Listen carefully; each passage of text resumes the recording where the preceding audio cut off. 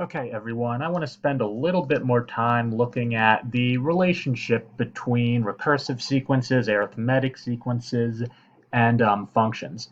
They're very closely related, but they're not necessarily exactly the same thing, right? So, let's look at this. A recursive sequence is given by f of 0 equals 37, and f of n plus 1 equals f of n plus 3. Okay, this is a recursive sequence, and it is going to be an arithmetic sequence, right? Because we can see here that it has a common difference, okay? That means the values of the sequence are going to change each time. To find the next value of the sequence, remember our next now equations. To find the next value of the sequence, you take your current sequence and add 3, right? So what does that mean in this case? That means the common difference is equal to what? Positive 3, right? So we start at, let's rewrite f of 0, right, equals 37. Okay, how do we find f of 1? Well, f of n plus 1 is equal to f of n plus 3, right? So your next value is equal to your current value plus 3. So that's just going to be equal to 37 plus 3 is 40, right? F of 2 is what? That's just going to equal our last term, f of 1 plus 3, so 43, right? And since we know this is an arithmetic sequence with a common difference of positive 3, right, we can go ahead and just keep adding 3 each time, and we'll be able to fill out all of the values of our sequence, right?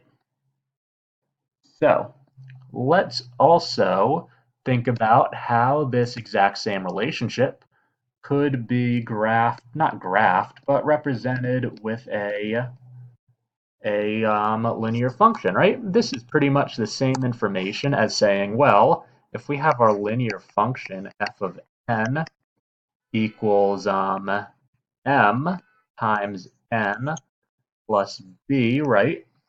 Well, we know that m is going to be the common difference, positive 3, right? And b is going to be the initial value, 37, right? So this information here, right, is the same as saying f of n equals 3n plus 37, right? And you can see if we plug in any of these values here into this formula, if we tried, for example, f of 2, well, we would get 3 times 2 plus 37, right? That would be 6 plus 37, right? Which would equal 43, right? Which we also got just from applying the recursive formula. So you can see how these things are all very much related, right?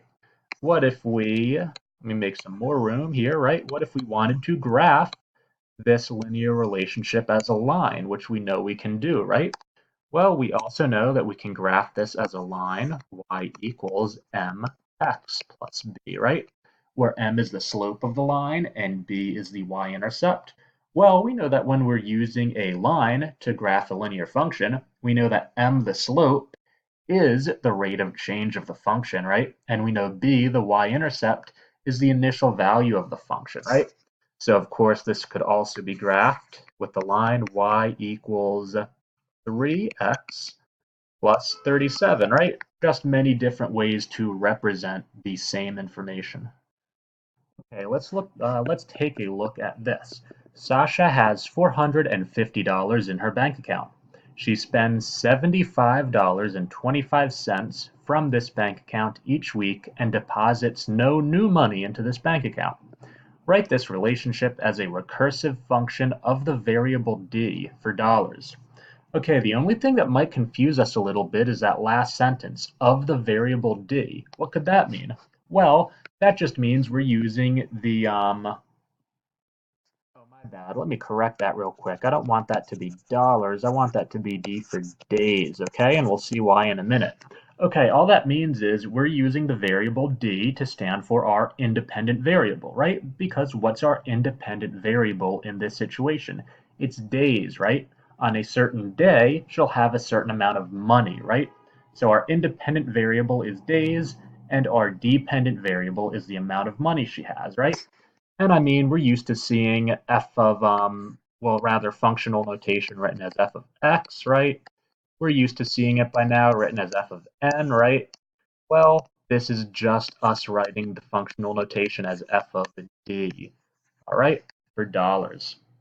Okay, so let's try to write this as a recursive function, right? So to write a recursive function, we want an initial value, right? We want an initial value. Okay, so what's our initial value, or rather what's f of 0? Our initial value is the amount of money she started with, right? $450. So f of 0 is 450. And how do we write a recursive function, right? Well, let's remember our next equals now plus the common difference, right? Okay, so how are we going to write next? How are we going to write our next term? Well, we're going to write it as f of d plus 1, right? Equals now f of d, right? Our next term depends on our last term or a current term. Okay, so how are we going to deal with the common difference? So what's the common difference here? What's the common difference? Well, we see that number 75.25, right? Does that mean our common difference is 75.25?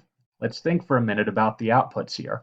If she's spending money, right, that means the amount of money in her bank account is going to decrease each day, right?